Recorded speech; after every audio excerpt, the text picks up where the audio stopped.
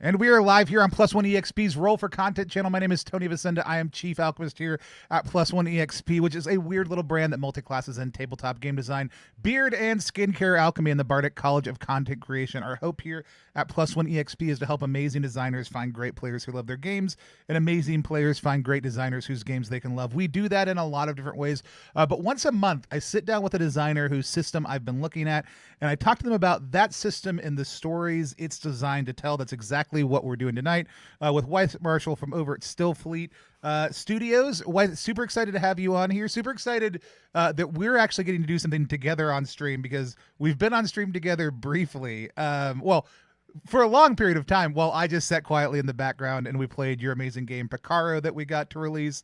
And you do a lot of streaming and other things too, but we've just never had the chance to sit down together. I'm also super excited. You live in Philadelphia now. That's great. Yeah. And we're excited. So now that I've doxed you publicly, why don't you tell people who you are, what you do, and if you want to be found online instead of just in the mean streets, tell them where they Yeah. can find you. Yeah. I mean, first of all, to address the doxing that just happened, if you find us in South Philly, then come out, play some games. You're giving him a But neighborhood. I mean, it's big enough. If you wander around, you might end up spending money here, some supporting other local businesses. But yeah, no, we're very happy to be here. Super happy to be on stream talking about games. And yeah, excited to talk about, among other things, Picaro, which was fun. It's the first game where, I wrote something and I was not the publisher. So it was great to sort of see how, as someone who's really got a well-oiled machine, nod to both games and beard care oil, does their thing. But yeah, who am I? I'm a writer and I design games. And by day, I also do a lot of science communication. So I write about food and medicine. And I love games. I love specifically story-based tabletop games. So when I realized pretty belatedly that I was writing a lot of fun things for my friends, but that could even be a job beyond just my friends. I started pursuing that. So in the last couple of years, yeah, I founded a company with my wife and a couple of friends called Stillfleet Studio to publish Stillfleet, our first game with the system. And since then, myself and some of my friends have authored a small, but growing library of games with the same system, but kind of evolving it. So we really like adventure games. We're also all leftists, so we like to say, the point of it is to make games that are not really educational per se, but just compatible with kind of a leftist identity. They have some sort of thought there beyond slay monsters because monsters evil. Yeah.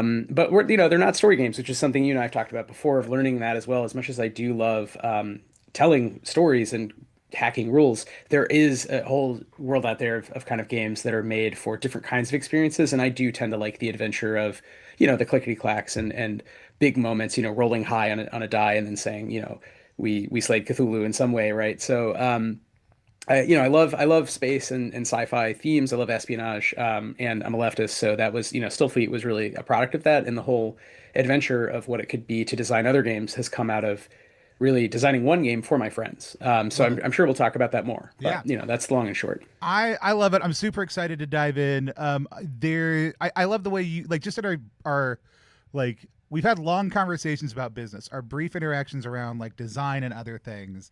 I'm always like super excited by things you pick up on in games that you see, things you'll just like drop about the games you're making. I'm really kind of excited to dive in to like what makes Grit special. I think to start with that though, like I want to talk about, it would have been easy, I think, as y'all were looking at Stillfleet or some of your other games to just be like, oh, like, PBTA exists, or like, if it's in the OSR and SR space, like Troika exists. Like there's all these other games you could have just picked up and used. And not to put anything on those two games specifically, what were the types of stories, like you mentioned the leftist influence, but like what were the types of stories that you were sitting down and saying like, okay, here is the thing that I want to tell, as you were looking at some other systems maybe, or evaluating whether they would be a good fit, or just picking them up for ideas? Like what were you looking at and what were you hoping that they would do? Yeah, I mean, I can get really specific here, so cut me off if you need to. But I grew up playing second edition, third edition, and then we briefly got into Numenera. I really got into PBTA, but my friends and I weren't playing it. It was more I was reading Apocalypse World and then Tremulous and some other games. Eventually, Cartel I think is really cool. I still have yet to actually play it, but I played Apocalypse World, and that really was a eye-opening moment. So I would say that one. Numenera came out when I'd already developed a lot of the ideas around Stillfleet, but it felt similar. So we actually did try to switch, and I thought, oh, I'll just use, Monty Cook's pretty smart. I'll use what he did. But long and short to answer your question is most D20 games to me, so this includes the Borgs, whatever, and certainly D100 games, they have really wide ranges that take away from epic moments at the table. And PBTA and Forged in the Dark games have very small constricted ranges that similarly don't feel like a lot. The +1, +2, +3, you got a mixed success. It's kind of unclear. It's not as fun to GM, having done both, as binary systems and binary systems with big ranges. You get sort of just a lot of 11s and 13s and results that are just like, yeah, whatever. You So did I like, fine. yeah, you did great. You kind of kicked the door down, whatever. It's like both those systems to me, both those groups of many, many popular systems, which are great games and not at all knocking amazing designers, John Harper, D. Vincent Baker, and all these people. And you can do great things with them. I mean, like Emmy Allen will put out a PBTA game, and I love it. And it's not again something I'm playing as much with my friends, but it's a huge influence on how I'm thinking about, or her D20 games, right? How you write good rules and make fun worlds come to life, and not spend 400 pages on it. But what I ended up doing was coming up with a system that, to me, had the dice rangers I wanted. So from roughly 1 to 4 to roughly 1 to 12. There's very little math. Really for speed, even if you like math, you can always add crunchy epicycles, and we kind of do. So in Stillfeet, you have the hell signs, right? Psionics, which some of those powers are written in real weird loopy ways because they're meant to make you, the player, slow down and feel diegetically like I am essentially a space witch. My mind has been tortured open. I can do the Beyond the Black Pyramid, Stranger Things, quantum movements with my mind, and so I'm rolling 3 dice or something. But for most powers, you're rolling 1 die at a time, and it's a range between 1 to 4 and 1 to 12. There is a pass fail. You know what the number is. And with grit, when we added this other, originally I called it Numa, but I just wanted something that wasn't health, but was a thing you could spend. And then also I have classes in powers where you do spend health. So I had sort of traditional, health goes up and down, HP style pool. And then I also had grit, and adding that as just a generic representation of how hard do you really want this to work. So if you burn it on a roll, it'll probably succeed, but you could fail if you roll a 1.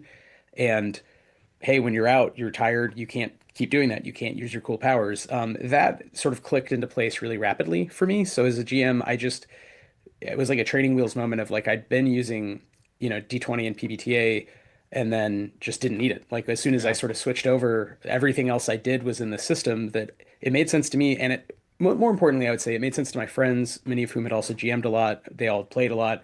No one really complained. They all were like, oh, okay, I get it, and just moved on. And so that was the moment when I thought, this is something that should be sort of codified in some way. I didn't even think about publishing a book at that point. It was a couple years later, but definitely it came out of thinking about just some of those systems you mentioned, and just saying what are the ranges that I find pleasurable as a trained screenwriting, and I wanted those moments of like you definitely did or didn't do the big thing, and your Yeah. character has to respond to it. And I love noir Coen brothers, so it doesn't all have to be epic. I killed the Goblin Boss King. It's more, I tried, I slipped. I'm now in a pile of shit, below the throne of the Goblin Boss King, and I have to hide and I have to crawl away, and that's fine. But you know that a thing happened or didn't. You know as a player how to respond. I know as a GM how to respond. So it was. I've been talking a lot about this with Vex, who I think is in the chat, but handshakes, right? When do you and the player and the GM both know what's kind of going to happen, and then you let physics decide, does it go left or right? Love it. Yeah. Um, So I mean, like I do love because like even at the end of the day, like that, 1 to 4, the 1 to 12, like you're kind of living in the numeric range without the same kind of bell curve as PBTA, while still yeah, being like, hey, like we're rolling a die and seeing what comes up on it, and then also just having the powers where you're doing a little bit of resource management. Like this is what like we can do. You talk about on the SRD page, it's like intuitive rolling, unforgettable powers, right? So you're also building in this ability to say like there are things you can do and you will know that you can do at the very beginning. It's one of the things when we were developing Down We Go, like people were like, what's it like, am I just a little bit better at things than your average person, and also I can do a couple cool things maybe before I die? And I'm like, yeah, that's it. That's it. Like, like you've got some abilities, you've got a dice roll, like, you've got a little bit of a benefit, but yeah, you're just a little guy, like, and it exists in kind of the like a lot of people will use different terms like OSR or like NSR, which is the one that you oftentimes use when you're describing the grit system, or like we love old school Baroque. Yeah, I do like that. So like there's all these different little weird ways we're all like talking about it, but I think one of the things that caught me up, there's different times where you will talk about the grit system as either being rules dark in some places and rules bright in other places. Like you'll use kind of different ways to flex out how you're doing it. I want to kind of dig in on those terms a little bit. Like when you like one, like if people for people who may not be familiar, why don't you tell us a little bit about like what you perceive the NSR as being, because we don't need to Yeah. we don't need to work on anybody's definition of yours for this but yours for this stream, and then kind of like how you see the grit system kind of connecting in with that, maybe kind of touching on like what does rules dark or rules bright mean a little bit as you're looking at that. Yeah, I mean that's a good question. And again, I know you probably have many thoughts from a different perspective. You've produced so many games and been involved with so many, and I've been really focused on building out this system and trying to bring it to life because it's worked for me with the kinds of cinematic, player empowering stories, but still very much in that adventure tradition that I like. Which is not to say I don't like other games. It's just that's what I've been focused on. Yeah. So I have a very narrow perspective. I should also say mechanical design, while fun, to me, it's a small part of overall game design, and I'm sure we'll touch on some of these Yeah. other topics around theming. So I will say, as much as I like the system we have, the dice rolling itself doesn't inherently really say anything about, say, politics, right? That's coming from the framing of who are the players, what are the players doing. So I do think the dice rolling is important to the experience, as a longtime GM of do people understand what's happening? Are there stakes? But it's not the only thing. To answer your question, I think, I heard rules light early on, and I don't know when in the OSR NSR, old school Baroque timeline this is, but that term gets thrown around. And I thought, well, that's cool. I don't like how much D20 systems, and I grew up playing Traveler and Mothership maybe had come out at that point, and I don't like the crunch, but I also, having played PBTA, thought it was too light. So I thought I wanted something in the medium, and I don't know when I started saying this, but I thought the idea of like I think initially I wanted to call it Void Dark, but like, making the space game where the rules would be sort of simple enough, but I wasn't trying to go ultra simple. I was trying to simulate the kinds of checks that players seem to enjoy rolling in dark sci-fi settings. And then later now, of course, he brought it to other genres. And it's changed a little along the way. And Das Macabre is a good example of that. Lower power, there's fewer attributes, right? There's only four attributes instead of five scores. And there's fewer checks generally to call. It's medieval times, it's realistic medieval times. And you don't have great scores. So you are more like a normal dude in a zombie apocalypse, which is right. It's the fun of the zombie narrative. Yeah. You're not a superhero. Whereas in Stillfleet, you're a space marine who's quietly quitting. You are kind of a suit, right? You're a super anti-hero. Yeah. You have at least four powers that are badass. Your stats are buffed. But of course, there's dangerous aliens and other void miners, other people like you who you might fight. So it's somewhat that balance question. But all to say, to get back to your answer, or to answer your question, I don't know. I think I've used this before, but Rules Bright also just sounds good. There's a guy named Fari RPG you might Yeah. know, who published a great whole, I think, SRD and stuff about this. So I sort of said, I just want to shout out Fari RPG because I think that's, to me, the more public face of Rules Bright. But I really liked that definition that they use, and I think it's very applicable to the grid system. I think it's what we're trying to achieve in terms of, hey, it is pretty light, but the goal is not lightness for lightness sake. I think it's meant to create simulation spaces that could go on and on and on for campaigns. They're also fun and easy, and I often run 2 hour games at cons, and people sit down with no, we just played Picaro last weekend at Geneseo at a running gag, and people played it a bunch and had fun, and no one seemed confused. So I think that's the range as like an experience, as a GM that I want to be able to have is sit down, learn it, play it, all the way to like my friends and I play for 2 or more years in a campaign setting, and they also don't get bored of it. They feel like it's extensible. We can make up something together when they get 8th level, 12th level, right? So I think, again, it's that question of what are you trying to design for? And I know many people are looking now at sort of shorter arc experiences, just play it one time for 3 hours, that's it. I still, I think my friends and I like the idea that we'll probably try to make games that are campaignable because we're so excited and we have all these ideas. At the same time, obviously, now I know, especially in the business, you have to have this 2 hour, like, yeah, just sit down and try it, experience this. So that's a really great way to test also how really light are your rules. Can Well, you explain them in 5 minutes, you know? and it's one of those things where like we constantly will hear people talk about like, oh, it's like it's from outside especially, but I think also people who have only ever played one game, uh, that it's hard to get people to sit down and play a role playing game. And I'm like, well, Yeah. I think you may be playing the wrong games. Like board game people learn new games all the time and will spend 4 or 5 hours learning and playing the game.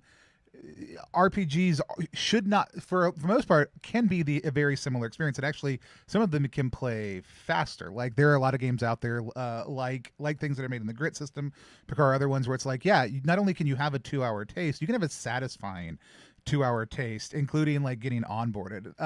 Most Lumen games, right? You can play Yeah. Lumen games Yep. in 60 to 90 minutes because people also understand the mental handholds and conventions of, oh, it's kind of a looter shooter. Like I know what I'm doing once I know the themes and abilities. I think it's so great to see more and more games where we're getting kind of like not only like the rules being light, but the onboarding experience and the intuitive quality of play getting stronger and stronger and stronger. And it was great to see that, like when we did the AP, like it was really great to see it in action of like the players coming in. They all had clear ideas about what they wanted to do.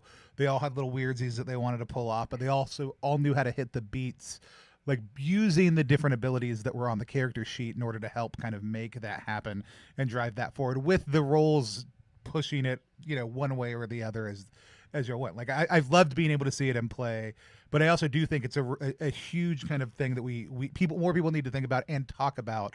Vex in the chat also said, and we were talking about the types of characters this create, that it makes them think about the character from the Matrix, who is basically the idea of a handshake protocol, but they don't remember what the name of that character was. Like spot on. Like I do think that's a very good, like if there is ever a Matrix inspired grit game, which somebody should go make. Like that is like I think a kind of perfect understanding of what types of characters you might be trying to embody, like as you're playing. So that's huge. I want to just kind of touch back on it. Like we mentioned it a little bit, like the rules lightness of it and all those different terms. But like, tell me a little bit about like what are the things about like NSR play that you love and that you kind of also see in the grit system? Yeah, great. Oh, sorry, great question. And you did ask, it was sort of a NSR and then also rules light, and I went Yeah, off yeah. on the rules light. But to go back to the NSR, and for me again, and I think some of this comes down to literally, did you grow up with OD&D second edition or later? And so, like what era millennial or Gen X or younger person are you? So I'm an like old millennial, like who grew up without computers, then got a computer, right? And that was the shift. But I grew up with second edition and seamlessly to me it didn't really matter. We just started playing 3.5, and that's mostly what we played along with White Wolf games, Traveler. So a lot of and Trinity, which was the White Wolf like sci-fi game. And then I went to college and stopped playing for not even that long, but enough where it felt like this interregnum, right? So for me, it had nothing to do with the eras of D&D or any of that. But I definitely noticed the OSR because blogs, by 2011, right, Twitter's out and blogs are a thing, and people were publishing their own stuff online, and I would read people's work, and it wasn't that I was so into like D&D. It was just like, it was eye-opening, the mechanical design, let's say, of Powered by the Apocalypse. Going back to some of my old books I hadn't looked at since college. It'd been a while I was working, and going back to some of that stuff, it was like old school, literally for me, just nostalgically, but then also online, you had people who had grown up with OD&D and D and were kind of reinventing it on the blogosphere and just sort of swapping cool random tables and character classes. And so that idea of hacking things, I think, is something that many people took away from the OSR in a positive sense. I didn't really care much about the term. I didn't, again, think too much about publishing until much later. And for me, not at least until, I don't know, probably 2015, and I was really thinking at all about writing things down more and publishing them more. And I already had a lot of in my mind about what Stillfeet could be, but um, it wasn't until years later that it even became, a product. So another 5 years, right? So again, this was sort of someone doing a real job and other things, and then later saying, "Oh man, but I really like writing this stuff. I seem pretty good at it. What happens if?" But so to answer your question, I mean, by that time, the OSR, it's not that And again, I'm not saying anything is dead or alive or good or bad, but When Google it Plus def ended, the OSR was over. Like, I yeah, mean, like we all yeah, know it. yeah, Beyond that, it's it's just a COVID, marketing right? term, you know. Yeah, exactly. It's COVID and it's like the wide adoption, Stranger Things, right? And there was a turning point when it went from this really weird niche that I talked about with a couple friends to like everyone kind of knew what I was talking about. And 5e, just the AP world, that all sort of happens around the same time. And to me, that was just a shift in culture around games. And as a designer, I had moved so far away at that point from D20 games, from the things of my childhood, that it just felt like I was doing something new. So when I first saw that term NSR, I thought, oh yeah, I mean, it is new school. I want to do something new. I don't want to be in any specific tradition, even though, sure, of course, I grew up playing D&D and D and I was influenced by Apocalypse World, and I feel like I've been fairly clear about that. But I like the idea of a kind of break. I do also like what you've said about the Baroque as, being able to reflect upon and play with the themes of the classical, but take it into these other weird spaces. But yeah, I just like the idea of this kind of symmetry of like you have the OSR, that moment is tied to certain people who are really into D&D, basically, and then the NSR is kind of what happens as a lot of those learnings are metabolized with people who aren't as into D20 games. So, to me, Merc Borg still feels very OSR, and there's plenty of people doing interesting stuff with it. But it feels tied to those ranges, those kinds of roles, fighting goblins.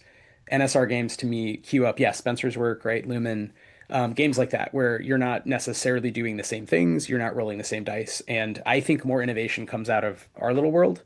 And I think there's people even popping in and out or who can cross both spaces, Yeah. but in terms of like this stuff that gets me excited and this stuff I actually play, it's more that NSR tradition, if that makes sense. No, New. I love that. Yeah. And characters can die. Yeah, 100%. Yeah. Which I think, like you do a really great job of, like, I do think there's a reality in which death is very much a part of your games, right? Like I throw that out kind of glibly, like people can die, but that is a conceit. Like even in Stillfleet, where the character's the most powerful in Stillfleet. Is that the one where they kind of you Probably, think yeah, yeah, of our like games, they're yeah. the top of the kind of grit scale. Like I love that it is just like your Marines who are quiet quitting, like, but also like they are badasses, right? Like in some ways they are. Oh man, they're like if uh what's the character on Lethal Weapon who's just their last day, right? Like they're like Oh, yeah. they're just one day away from Yeah, yeah. retirement. But they've been badasses for a long time, or at least they wish they were. And then you've got other ways you've flexed the game out in tremendously different ways. Critters is probably the one where it feels like death isn't the least on the table, but it's the least you're the least concerned with am I gonna die out of all of them. But it's still, I think, at Murtaugh, thank you, Signal Station always doing the Lord's work of letting us know names in the chat. The But yeah, it is such an interesting thing to kind of see how you just said, and you talked earlier about kind of like leftist principles, not as a hey, we're trying to educate you on leftist principles, but like we want to be able to craft narratives using the grit system that really kind of drives that forward. And that is not mechanical design, right? No, you never roll a dice and it tells you to care for your Right. neighbor. Like, Right. like that's never a mechanical choice, right? That I mean, that's never a dice mechanics or resolution mechanics choice, right? That lives in the space of narrative, in the space of like information design, in the space of the types of stories you are actively trying to tell when you sit down to play a grit system. I love grit as an articulation of like, I do think traditional like leftist values also too, of like, this takes work, this takes effort, this takes energy, that is a resource, like we have a certain amount of it and we need to push forward with it. Like I think there are a lot of like subtle and direct ways that works into how you've designed the system. But talk a little bit about like, was there a point at which you became aware when you were designing the grit system that was important to you? Was that something that preceded that, where it was like a table culture thing that you were codifying, or was there a certain point at which you were like, hey, when we're designing these games, the ethos we want to design them in is X, Yeah, I mean that for me is the aha moment where I thought this could be, again, not just codified for my friends for ease of reference at the table, but like a separate thing that could live in the world, and which is still not, a business or a product, but it was separate from notes for GMing. It was like this could just be a thing that's a PDF, basically a PDF, right, in Google Docs that I could send out. Was that realization separate from the mechanics? And actually a little bit following mechanics. We've been playing space adventure, sci-fi D&D, we called it originally, and during the OSR period, it was just D&D, but it was completely hacked. And it evolved, and we tried, again, different systems. And when it became the grid system, even then, the original version of the grid system we play tested was everyone's 300 million years in the future. There's no humans. Everyone's weird post-humans, and it was fun. It was really fun, but it was closer to Numenera in the randomness, which I say with love. Like I like weird shit and just spamming weird shit, but it does get tiring. It leads to me to shorter loops in terms of campaigns. So for the big, when I restarted as like, okay, I want to play this with my friends again. We're getting, people are moving around. We're getting back together. We're going to play a campaign. I'm going to run this. And I knew the system, but the aha moment was, you're going to be complicit. And so this is not the only way we've done it. I can talk in a moment about Blister Critters, Danse Macabre, what they're doing, and Picaro and how they're a little different. But for Stillfleet, it felt like the aha moment was, I've always been this kind of white collar knowledge worker, right? I was working in the academy and for research at the time, and now I'm back in science communication and marketing. And it's like, I'm part of the problem, but I also don't really know what else to do so that my wife and I have, heated homes and food to eat and stuff like that. So, we can go protest, we can call somebody, but it's like, unless you're taking up direct action and, the 70s style, like fighting from within, it's like hard to know in a way what to do. So I made a game where it's all the fun of a space D&D, you're, shotgunning Cthulhu, whatever, on an empty Hulk. But, also you like know that the company that's setting you out doesn't have your best interests in mind and often is lying to you and exploiting you and exploiting others and asking you to exploit others. And so it can go sort of in a spectrum from we ignore all that and we're just fighting, aliens and whatever. You play it more like most people I think play Mothership, to a much more, sort of to me sophisticated game about the kind of noir spy and political agenda of you have all these powers, but what are you going to do with them? And for example, there's powers in the game like Slay. So Slay is basically a power that the Still Rider can start with. So you can start at level 1 as a Space Marine who can, hit someone, and if they succeed on the attack, they can roll to hit again, and if they do, they just kill the opponent outright if they burn a bunch of grit. And it actually causes you to feel very shaken if basically because it's kind of fucked up. In the basically the way that most encounters work in most games that I've played, you often both sides aren't really that committed to shooting each other, like the way that the players themselves aren't. Their characters also are like, I don't know, I'll just take a pot shot. And I think that also makes players think about it differently, that they could die and that they're actually killing real people who are intelligent. In Stillfleet, most everyone you're interacting with, robots, aliens, they're people. And I wanted to make a game where that felt meaningful, but also in a sense like you can't just kill one guy and fix the system. Even if you went and found one of the directors prime of the company who may not even exist, killing them wouldn't like change the company. The company's very powerful. They would just arrest you, rebrand you, and space you. Um, and so that sort of hinge moment of you have to make a character who's complicit and you have to think about what you would really do. And I'll give you interesting scenarios and I'm not going to make them too fucked up and I'm not going to make them didactic and we're not going to go into real politics. They're just going to be fun, weird situations, but the company's going to give you messed up stuff to do. It forced like literally the very first playtest, the players looked at each other and said, we're going to make our own company, the virtuous company, instead of the worshipful company. And they went off to the races, right? With like all the things they were going to do differently. And of course, it's hard and it leads to collateral damage. And every campaign I've ever played now for years has been like that, where people have said, "Aha, you're not going to fool me," or like, well, I only care about this. I'm going to fix this one problem. And you see the sort of different strains emerge. And I think in real time, you see people grappling with, to me, real political concerns, but in a fun way because we've made it different enough from daily life that it's far in the future, it's aliens. So it has kind of a cake and eat it too situation of the escapism of a space D&D, but also these are sort of pressing real ideas. And again, I think the other games we put out are all in that vein, but very different narrative structures is how I think of them. Like they're not all the same. You're not always powerful and quietly quitting.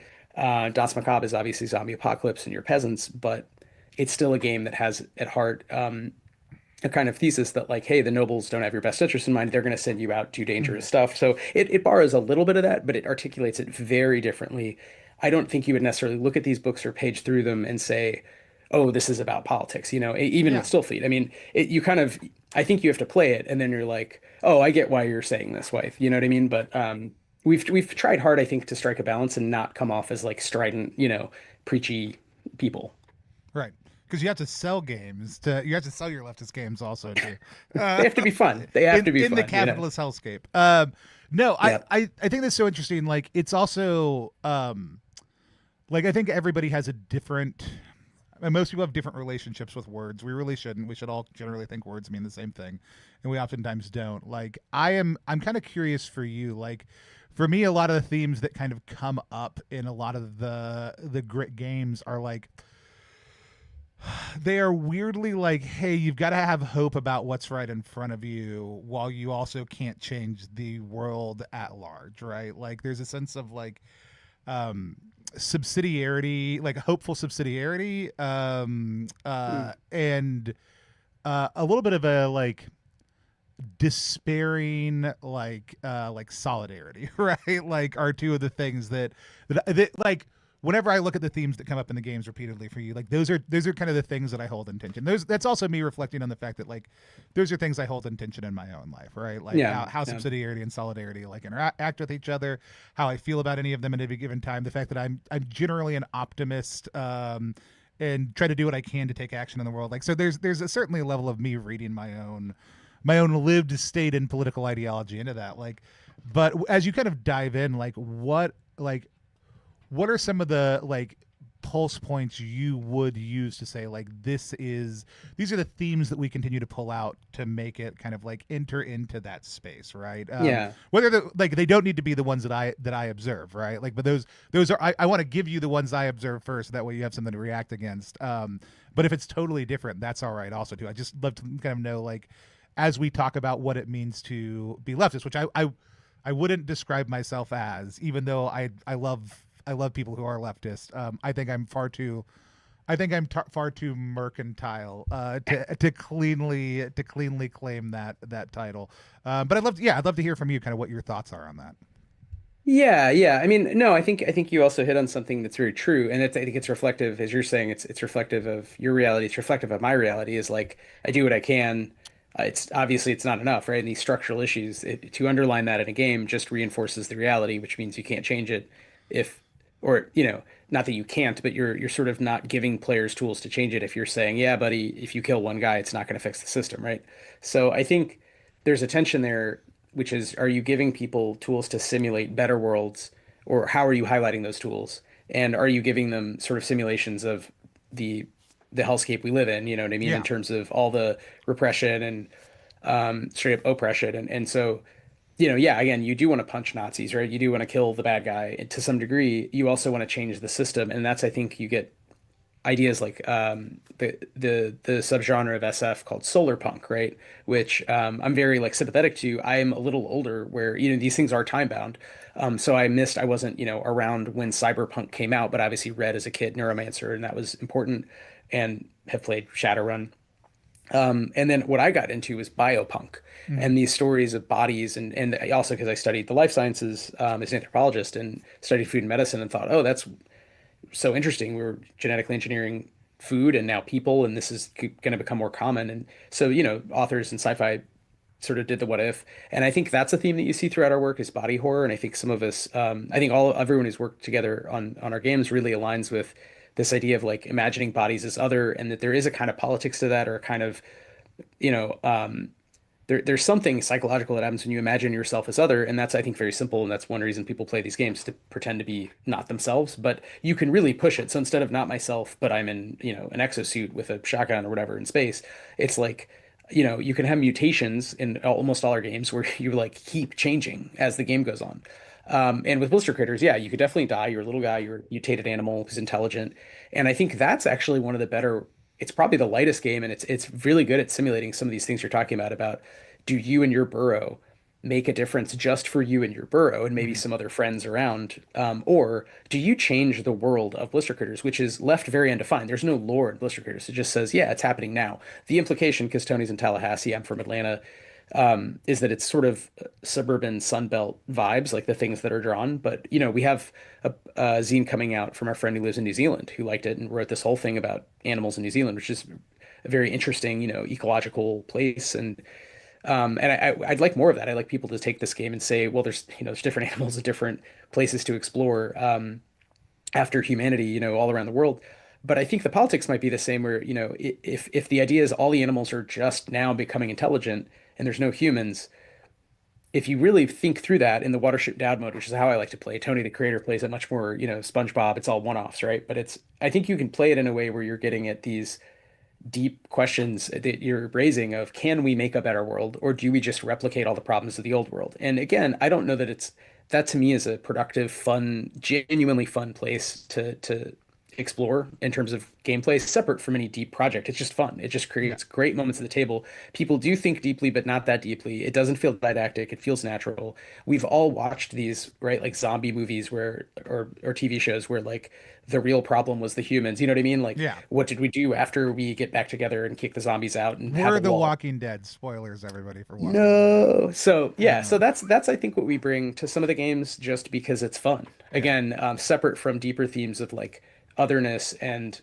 sort of queerness and exploring the world through a different body and also yeah, like say those questions of complicity and as you raise very serious questions around what can I ever do, and what would make a fulfilling life for me, the character, which of course makes the player sometimes think, damn, how much should I be like this character I'm playing? But again, I don't know that that's that different from just playing D&D or any game you want. Do you know what I mean? Where you have an avatar, it's not you. You have a society, it's not your society. You're going to probably have a lot of those same thoughts. So I don't mean to say that we've completely invented some new way of playing. We've just, you know, articulated it the way we like to, and we've had a lot of fun. It seems to have resonated with folks. Yeah. But No, I mean, like I said, I think it is. So I am I am very weary of people who are like, we are a leftist games company, right? And then you look at their games, and I'm like, but I don't like. It's not critique. You can be a leftist game company and not just be like here. But like every time I pick up a Still Fleet game and look through it, read through it, like I'm like, oh, like I do see themes here to me that are clear about that.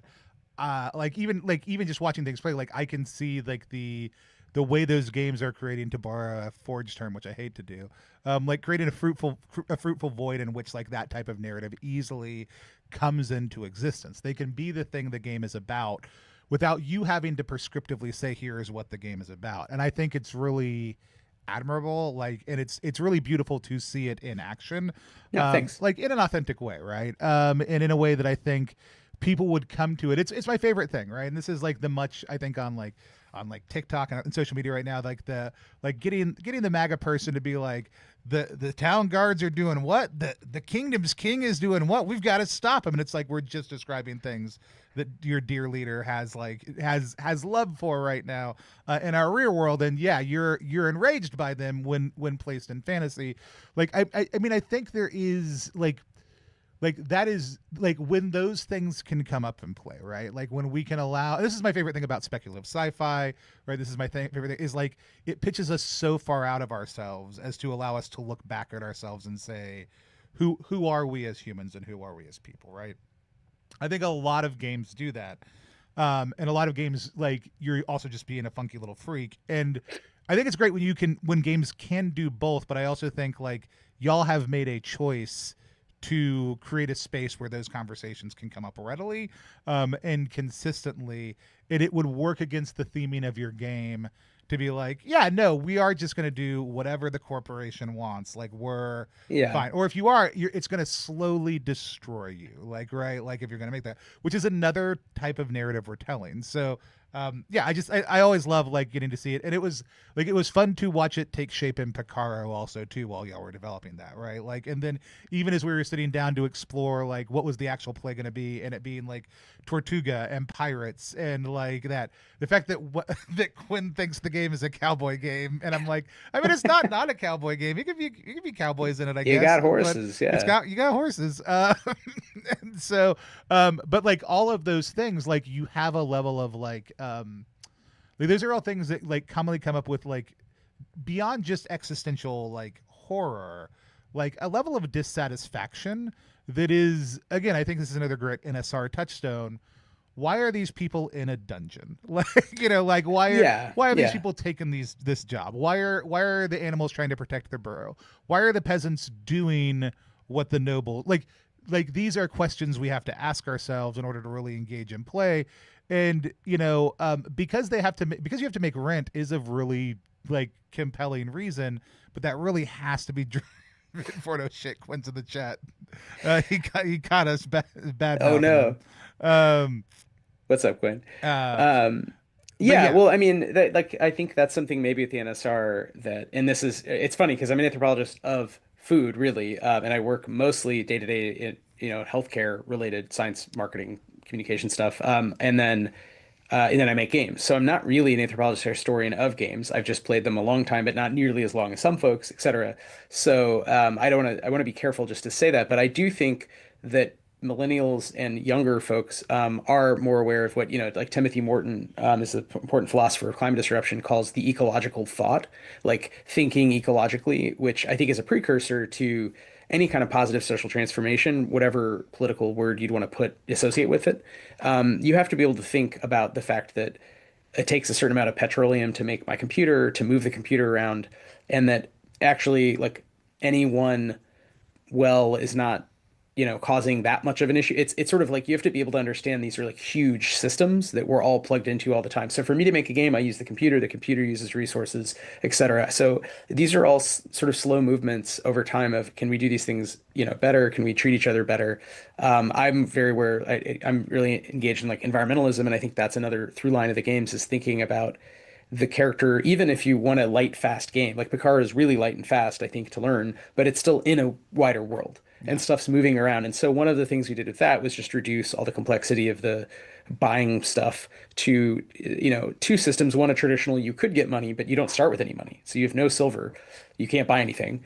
But you do have infamy. You are a known person, and you could just walk around and ask other people, mostly poor people, hey, you know that I robbed that rich guy last month, or like, hey, I just need a horse. Like, I need to take your horse to do something I can't really. It's Dracula's here. I gotta go kill Dracula. Like, could you just give me your horse? And you can roll, and they might just be like, ah, sure, take the horse. Like, good luck, And it's meant to be a game where the economy is there, and again, you can get silver, but the way you level up, or the way you improve your infamy die when you level up, is by giving away your silver, yeah. and that would be something that makes the game feel, not that again, money's unimportant. It's obviously important. It's important probably to the guy whose horse you stole, but you'll come back and get him, right? You're like, I got you, bro. I survived. I And killed Dracula. Here's 50 silver. Thanks, and like when we as a company like we went on strike last week as part of the general strikeout, right? Like we don't have a union. We're a very flat leadership model. Everything in plus one is fairly egalitarian. But like the owners were calling the strike, and so to our employees, we were like, "Cool, we'll pay you the." Most people don't work on Friday. It was a Friday. We're like, we're still going to pay you 1/5 of the amount that we would normally like you would normally earn during a week because we're telling you stay home, like right. And we like donate. We closed down, but we donated the proceeds from the day.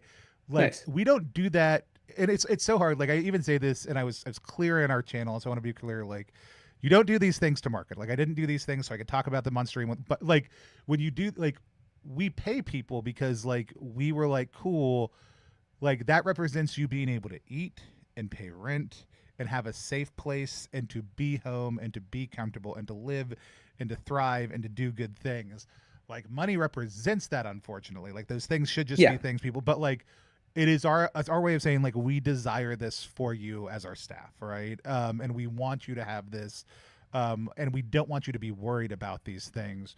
And so like it is never like, oh, like unfortunately money is important. However, the ability to do a good thing with that, to invest in someone, to come back and pay for the horse after you ran off, like whatever the case may be, like those things are, and it comes up commonly in play because that money isn't real, that people are generous in ways they wouldn't be or miserly in ways they wouldn't be. And it's always weird to see the way that the economics, even when they are not the main focus, become Yeah. representative of the things that actually human beings need and want. And so Yeah, um it's funny they always become microeconomic sims, these games, where sometimes, I mean, not for everyone all the time, but you always get that moment of like haggling over like a saddle. And as a GM, I'm always just like, just take the saddle. Just take the saddle. It yeah, doesn't matter. yeah, Like yeah, I don't care. But I think it's fun, genuinely, for the players to sometimes, as you said, behave differently than they would with they're playing with the house's money. It's fake money. So they can haggle and get something really great in a way that in real life they might be frustrated by that. And it's a yeah, different kind of catharsis. And again, that's not why I make the games, but I do get that that's having to simulate the economy means you have those weird moments. And I think Picaro, I do think works in part because of that fact that, okay, it's just a die. and it represents not necessarily having it's not a wealth die, it's a celebrity die in a weird way, you know. So it's a different take on kind of trying to model that you at least are outside of the economy. The economy's there, you just kind of have a different relationship to it, Yeah. you know. You and your horse are like over there. Which is probably a great chance for our last bit of time together to talk about, like, we've talked about the grit system, what it's doing. We touched on mechanics briefly.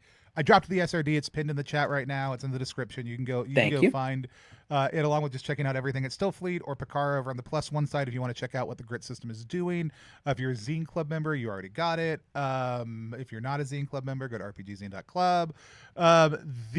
So there's again all the different things that you can do. There's all kind of the spaces of play that you're trying to facilitate within that open up these stories.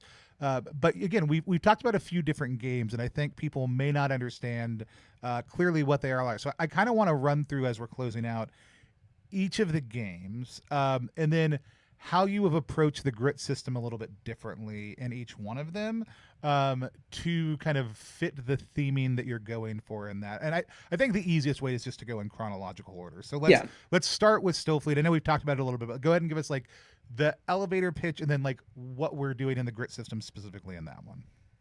Yeah, for sure. So Stillfleet was the original game, and it very much comes out of my love of different subgenres of sci-fi. So it's a mashup. It's not just far future sci-fi, but it has a lot of biopunk elements. There's a lot of espionage. There's a lot of really weird, sort of you might say Lovecraftian, you know, extra-dimensional horrors, as well as you could play it more straight hard SF.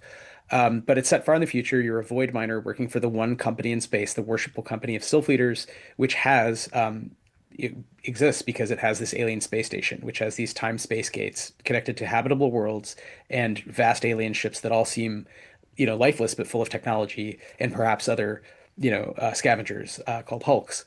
And you basically go on missions, you know, called ventures for the company, and they pay you, and they're pretty upfront that, you know, they're you know they're not the most scrupulous, they're not the most forthcoming, and so the idea is, yes, you're powerful, you level up. It's a really fun adventure game, but it's meant to have that kind of paranoid sense of, we call it now like Severance meets Warhammer 40K, right? But you're very aware of that, unlike I think in most modern articulations of the sort of Warhammer world. So it's fun, it's pretty high power. You have 5 scores, they're all die types, and you burn grit to boost your die rolls. Very simple. And you have very cool powers. You can play everything from sort of Space Marine types to like a translator who can end combat by being diplomatic, to, you know, sort of space witches, tremulants, hell scientists. And there's many different kinds of aliens, and we're going to be working on that more in the year to come. So we're working on Stillfleet 2. It's been around long enough, and there are enough interesting differences where I think we want to streamline certain features, bring in just some features that work. And I will say, Tony, I'll shout you out and Through the Void. The idea of these unseens, we're now working on, we have a whole set of unventure rules. Big shout out to Vex, Vex Chatblanc in the chat, and Ryan O'Connor, our friend, who's been working with us on that, and Jesse King and some other GMs, where Unseen's rip. I mean, I stole that tech they're from so Jason fun. Cordova. Yeah, I yeah, mean, I yeah. loved writing the ones I wrote, and and we have other ones that are not in the book that it's one of my favorite things. And Yeah. I think Stillfleet is such a good setting for that type of thing, also too. Yeah, and big shout out, like Vex has worked with me a lot on, and Ryan, on these idea of plants, which, you know, the terminology might change, but basically having scenes where players decide what kind of thing we're gonna explore. And there's again the handshake protocol of, the GM is setting this kind of menu of possible options, the players are picking that, and then as player plants resolve things, their character's arc, their growth, that can tick off on a clock. The GM plants the sort of plot points. So it's something we're just now playtesting probably for a year, but I would like to, you know, relaunch Stillfleet 2 as something that is, you know, every bit as fun as Stillfleet 1, but just has some of these other modes of narrative play that really work for us as GMs, more codified and bridged back into the core kind of grid system. So that is where the game came from. I don't think it's more complex, but it's a longer book because it has tons of options. There's just tons of classes, species, powers, and lots of, you know, alien planets and encounters, things to do, basically items. There's lots of weird tech. That's another one where we might work on a sort of cyberpunk subsystem of the main tech system. So that would be sort of like 1/7 of all the tech would be, okay, what happens if you're really into the computer Yeah. part? Which right now it's just glossed as like, yep, you burned some grit, you did a computer thing. But hey, some people, it turns out, know a lot about Look, computers and want and to sort here's of the create that. deal. I either want to be like, I hacked in and did the thing, but what I really want to do is like, cool, I hacked in. what does the virtual world around me look like, and how does that interface with Yeah, it? Like that's what like yeah. I want to be net running, and I don't want net running to be a couple of roles. It's if it is, that's fine. I just want it to be a role then. I if I'm not, I want to jack in, and I want it to be another weird world around me that I'm Yeah. interacting with. Yeah, so that's something that's not in there that we want to add. So yeah, that's still fleet. The next game was Blister Critters, which is Tony Grasso's game that I co-developed. It's very much Tony Grasso taking Stillfleet and saying, I made a lighter version with animals and it's a cartoon. And it's really great because it's a cartoon show and you can play that in a lot of different ways. And again, it does kind of run the gamut from Watership Down to and like Rats of Nim to like SpongeBob and Ren and Stimpy, and like Looney Tunes. But it's really, really awesome. And I do think it is a great game because the humans have all gone away for some reason. All the humans have disappeared and all their stuff is here. And to me, even though that wasn't necessarily Tony's intent when he made it, it's to me, it's about climate disruption, and it's about the world we live in and just the accumulation of stuff. You have so much stuff available. You can literally use your own desk. You can use any real life location as all of the things you need to run the game. So there isn't really lore. It's like a modern, what kind of place? Are we all in the mall? Are we all in the hospital? I've run one in the World of Coke, this weird museum to Coca-Cola that was made by Coca-Cola in Atlanta, and we had to go to on field trips as a kid. It plays really well. You have fewer powers, what but you're was your still, least favorite type of Coke that you drank at the Coca-Cola Museum? oh, melon. I hate melon. I love plants and fruit, but I Melon's just gross. It's fine. the melon taste I can't do. It's I don't even think you get the US. This was, they have it's the Yeah, they're world, so they have usually these from like other global countries. flavors. I am a big orange Coke fan. I'm not gonna lie. Yeah, I like orange. I'm a big Yeah. cherry Coke fan also too. I'm secretly a Pepsi fan. And so Oh. yeah. But either way, I just also know that everybody I know who went to the Coke Museum has a favorite and least favorite of all the ones they had to that they got to try. Yeah, it's been a while since our weird like indoctrination in school where we went there and we're like, this is the future. Um, but yeah, we did that game and I think that game it slaps. It's so fun to run. It's really fun at cons. I love doing it at cons wherever I am looking up the nearest theme park, and then that's where the local rats and squirrels have created a new kind of, talking about politics, like just this, apocalyptic post-apocalyptic kind of new hegemony of like there's a lot of us and we're kind of big for the little critters, and they force everyone to do what they call a death race or fun race. There's often litigation around the name, but you're in a race, and we do a mechanic where you're creating a jalopy together, all the critters, and you can kind of design whatever you want. Everyone gets to add a special feature that gives you some bonus, and then we'll do flashbacks during the race to add more features you forgot, just to sort of do that like Fast and the Furious style. Like it cuts back to the garage. There's two characters having that sort of unseen, that Yeah. conversation that lowers the tension momentarily, only to ramp it way back up. Yeah. So Blister Critters lets you do that really easily. It's written very cinematically to be easy for players and GMs to use the fact they've all watched way too much TV to have fun. Especially if you like a game like Mouse Ritter, I just give it a try. I think it's definitely worth trying. We just are now finishing up and sending to print Danse Macabre Medieval Horror Role Playing. That's the third big game. That's by Christopher Pickett and the studio. And that one is, again, totally different, same system, but stripped down even more, I would say. And it is set in the real world, but 30 years after a zombie apocalypse, and this in medieval times. So you're medieval. There has been a zombie apocalypse. It's a little different because when you die, you come back with mutations, and that you don't lose your mind right away. But once you die a certain number of times, there's sort of a chance, that you can come back as essentially a mutant zombie. They're called demoniacs, would be the Latin.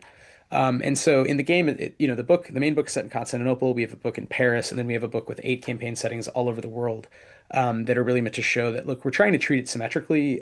We, the team, know more about essentially Western Europe, but we really focus on Constantinople because it's a great place where a lot of cultures were meeting and having cultural exchange right around this time. And so you throw the zombie apocalypse in, they have to kind of work together. They don't want to die. And so it creates a different dynamic and it allows us to tell some really rich stories, which I think it's been a really fun game to work on. Again, not that our goal was to teach other people, but just for ourselves. We learned a lot.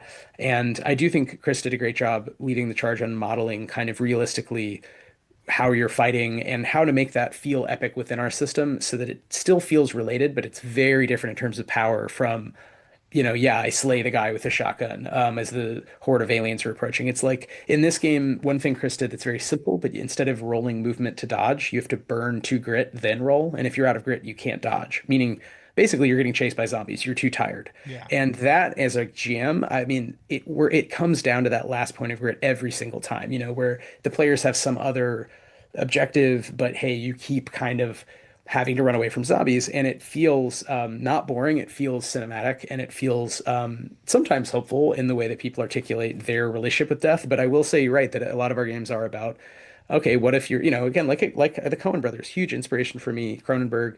What if you're tragic or doomed and you're playing through this person's life because it's interesting and important, but you're not necessarily trying to keep them alive as much as, get the ball across the finish line. Yeah.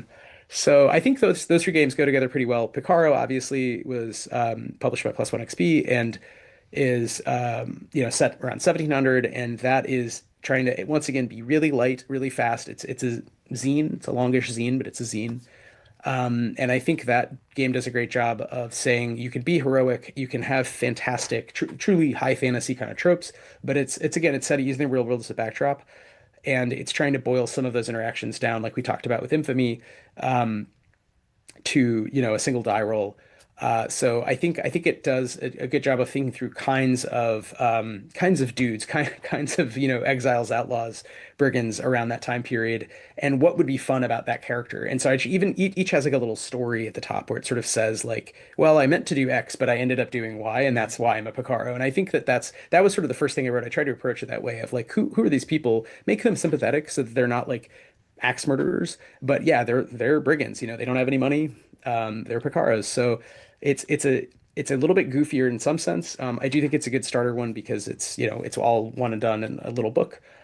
We have a couple more games coming out, but I see it's 9 o'clock, so I'm gonna shut up and ask Tony if he want me to say anything else. No, I think that's great. No, I mean, also speaking of like that turn, Signal Station, who's been in the chat, looking up all the names of all the people we need to know who are, specifically Seraph and Murtaugh. They do some of the best job of writing trophy backgrounds, which are trophy backgrounds are always like a thing you were, and then like usually a descriptive term for why you would not naturally be good at that job, right? Like, so I'm a nearsighted sharpshooter, right? Like, Mm-hmm. would be a clear reason why, like, hey, yeah, that is probably a reason you would do bad at that. And Michael is just a master at pulling two words together that will clearly define, like, yeah, the thing you used to do, why you no longer do that, or if you still try to do it, why you are not successful at it. And that really helps drive, like, so this is why you're doing the thing you're doing now. Whatever happens to be in front of you Yeah, the with grit this that makes game. the pearl. I love that. Yeah, Yeah. when you're designing characters. Yeah. So no, but yeah, just give us I know you've mentioned like y'all are working on Stillfleet 2 coming up. I know you and I have talked about like all kinds of other little things. There's one y'all have that you're working on where it's like children and their dreams and other, like there's a whole lot of ways Yeah, y'all yeah. are flexing this. I do love, like, I think there's two wolves inside of each of us. And one of them says design in all the different systems all the different times, pursuing only only what will be the most profitable for your next release, or that maybe it supports the type of design you want to do. That's also possible. I think very few people are actually doing the type of specialization we see Stofley doing. I don't think y'all are locked in. I think y'all are able to do whatever you want to do, explore other systems. But seeing a group take a core design ethos and really design around that, we don't see as many small press and indie studios really kind of diving into that. I think it's one of the most interesting things about it, and I think it lets us think through more intentionally, like how, like, what are the design choices we're doing this that are different. I will shout out Yeah. again, like I mentioned, like Michael's trophy backgrounds. The trophy community has been historically really good at this. People taking trophy and then saying, like, what are the other things we want to do with this very light system, that will take it in different directions while keeping some of the core elements. And so I'm super excited to continue to see like what type of stories y'all are going to be telling, like at the table through the different designs you're doing. Hopefully we get to play some more of them here on stream or just in person because we live in the same city, not for the sake of Hell the yeah. content. But if people want to find you and more about the work, they can go to stillfleet.com. Are there other good places for them to look right now? Yeah, I mean, everything we do can be found at stillfleet.com. On social media, we're everywhere at Stillfleet. So it's pretty easy to find us. And our Discord, if you go to discord.stillfleet.com, you can come on in, and that's a place that's pretty vibrant. where obviously we run a lot of our games. So if any of this appeals, we are working on a few new games. So the Sometimes Kingdom, which is high fantasy, Ultra Delve, which is kind of near future sci-fi, eventually Thrall, which is a really fun, insane dark fantasy game by Chris. So we have a few that are going to come out at some point. I don't know when, but we're always playtesting. So if any of the system, if the sort of politics of games are things that you'd like to discuss, or just try out a game, we have games all the time. And we do also do a podcast, which we'd love to have you on, Tony. I think one reason we haven't is because you ended up pitching us on doing other people, but which is very kind of you. But yeah, we have a podcast called Why We Roll, where we talk about I will come on a specifically podcast. Don't get me wrong. I'm a come on white a guy with a podcast. beard. I'm ready for it. I own this mic for a reason. But yeah, I'm always just like, here are the other cooler people you should talk to, or people who are just should have their voices amplified. And so, but I'm happy to come on anytime. But yeah, Yeah, so that's about it. Yeah, yeah. awesome. Go check out all that stuff. If you're in South Philly, look for Wythe on the streets. At the best cheesesteak place in South Philly. I'm not going to tell you where it is. You got to find it. Wythe will be standing right there. Yeah, it's Angelo's. All right. So we've got some different things coming up over the next little bit. We're doing Monday month every week during Zine Month. We are doing roundups on Mondays. Quinn and I are sitting down sometime with special guests to talk about some of the coolest things that are dropping in Zine Quest at that point in time. Next week, I've not announced this yet. Next week or the week after, we're gonna have Asher from Kickstarter Games here with us. They offered to do it next week, but they're traveling, and I'm like, just enjoy your trip.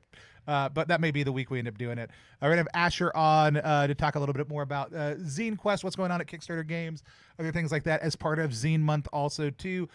We've got Kyle Latino, Mapcrow, who's going to talk about book maps. We've got Noah, who was going to come on last night, Noah Downs, talk about freelancers, contracts, things you should be aware of if you're working in the RPG field, about how we keep everybody legally on the same page and maintain relationships. We're going to do a little bit of a look at like things that happened with the most recent stuff with Possum Creek, his Abe's Bed and Breakfast, other things like that, mostly from a what are conversations that should have happened that maybe didn't, from a contract standpoint, to keep everybody on the same page. But then also just dive into some generic tools and answer your questions live. And then at the end of the month, we've got Mike Martins talking about stealing great layout from your favorite places and how you make it work in your games. We may have some other stuff coming on. We'll have a bunch of other fun things happening, including some streams and some other stuff. Keep an eye out for all that stuff. Man, I think we figured out kind of an end for this one, but I haven't yet. We're going to wave at the camera until I take us off air. Bye. Thanks, Wythe. Bye. Yeah, thanks for having me.